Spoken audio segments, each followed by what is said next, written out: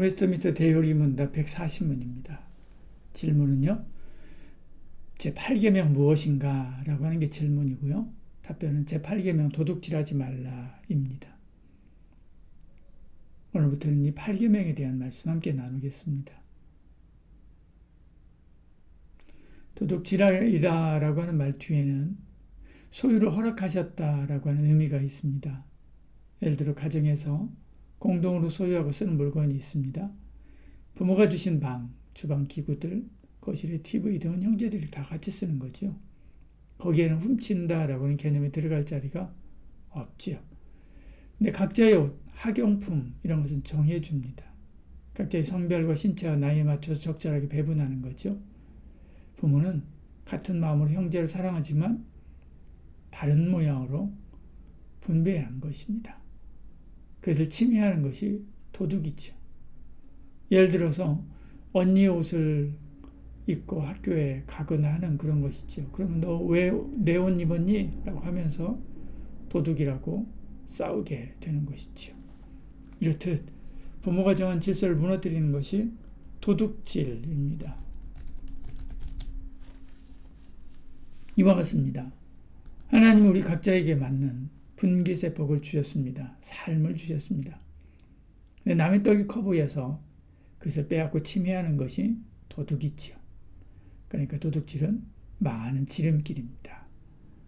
아담과 하와가 선악과를 도둑질해서 죄가 들어오고 우리가 이렇게 고생하는 거지요. 이스라엘 백성이 가나안에 들어갈 때 다들 벌벌 떨었습니다. 견고한 여리성이 모래성처럼 무너질 때 다들 이제 우리는 포기해야겠구나 생각했을 것입니다. 그런데 작은 아이성에서 무너지게 됐죠. 그 강력한 군대가 하루아침에 무너집니다. 원인이 아간이라고 하는 사람이 훔친 외투와 금 때문입니다. 예루살렘 교회도 강력했습니다.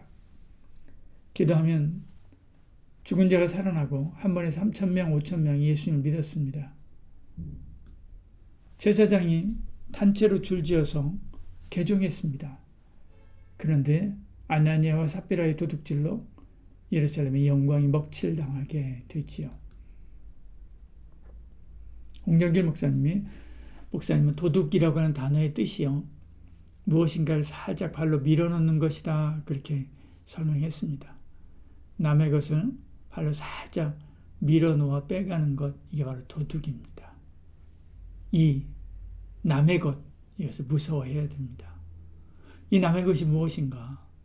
제일 먼저 하나님의 것을 훔쳐서는 안 됩니다. 하나님의 시간을 훔치면 안 되고요. 하나님의 재물을 훔쳐서는 안 되고요.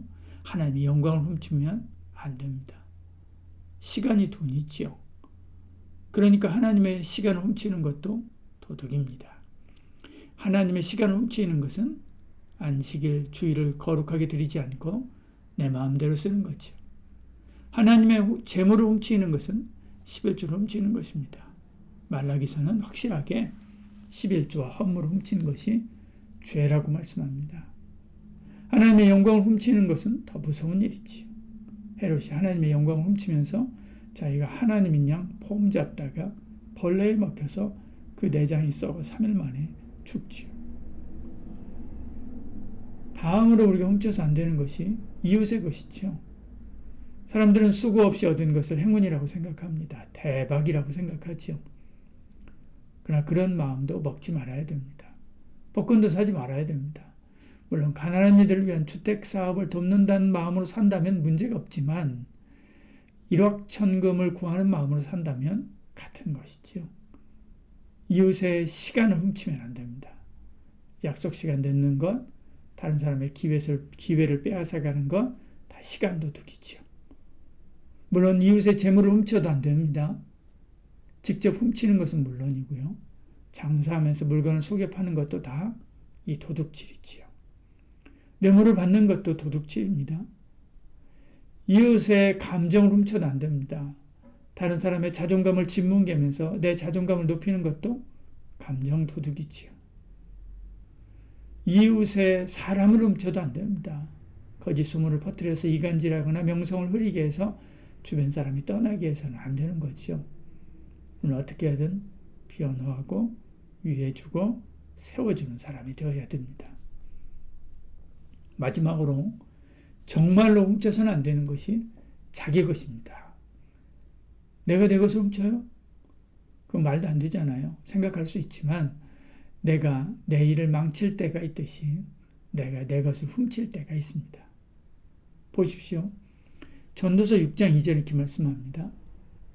어떤 사람은 그 영혼이 바라는 모든 소원에 부족함이 없어 재물과 부유와 존귀를 하나님께 받았으나 하나님께서 그가 그것을 누리도록 허락하지 아니하셨으므로 다른 사람이 누리나니 이것도 헛되어 악한 병이로다 말씀하죠. 하나님이 내게 주신 복이 있습니다. 그것을 다른 사람이 빼앗아가면 그가 나의 도둑이지요. 근데 그것이 자기 자신입니다. 자신이 자기 도둑이 될 수 있습니다. 하나님이 우리에게 재물을 주시고 건강을 주시고 재능을 주시고 좋은 사람을 붙여주십니다. 다 복이지요. 왜 주셨습니까? 누리라고 주신 거죠. 건강한 삶을 누리라고, 재능을 마음껏 펼치라고, 좋은 사람과 행복하게 살라고, 재물로 부족함이 없이 살며 부여를 누리라고 주신 거죠. 근데 인색함으로 재물의 복을 누리지 못합니다. 나는 안 된다라고 하는 생각으로 재능을 마음껏 펼치지 못합니다. 의심하고 밀어내므로 좋은 사람하고 함께 행복한 삶을 살지 못하지요. 게으름으로 내게 주신 기회를 붙잡지 못합니다. 이게 다 하나님이 내게 주신 복을 훔치기는 나지요. 그래서 하나님이 주셨는데 누리지 못하게 하시는 것입니다. 우리 주변에 이런 사람 많습니다. 정말 아까운 인재도 많고요. 아까운 인생도 많지요. 그들이야 그냥 아쉽지만 중요한 것은 여러분 자신입니다. 난 어떤가? 하나님은 나를 향한 찬란한 인생을 계획하시고 거기에 맞게 인생의 사시사철 필요한 것을 공급해 주셨는데 나는 그것을 누리고 있는가? 나는 그것을 펼치고 있는가? 나는 그것을 향유하고 있는가? 생각해야 됩니다. 그리고 내 안에 도둑을 몰아내야 되지요. 다른 사람의 것에 욕심내는 도둑을 몰아내야 됩니다. 우리 8계명을 말씀 나누면서 나 인생을 도둑하는 도둑을 찾아 없애는 그런 은혜가 있기를 축복합니다. 기도하겠습니다.